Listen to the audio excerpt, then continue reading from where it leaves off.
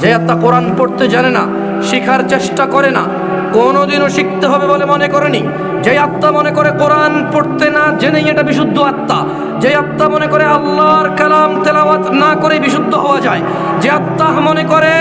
আল্লাহর কোরআন এবং রাসূল সাল্লাল্লাহু আলাইহি সাল্লামের হাদিস না পড়লেও ভালো মন্দের জ্ঞান অর্জন করা যায়, ওয়াজ শুনে, মাহফিল শুনে, গান শুনে, দুনিয়াতে 60-70 বছর বসবাস করে একটা অভিজ্ঞতা অর্জন করে, যে আত্মা মনে করে হ্যাঁ আমি 70 বছর বেঁচেছি, অমুক দেখেছি, তমুক দেখেছি, অমুক শুনেছি, তমুক শুনেছি, অনেক কিছু বুঝে ফেলেছি, ওই আত্মা বিশুদ্ধ নয়। যে আত্মা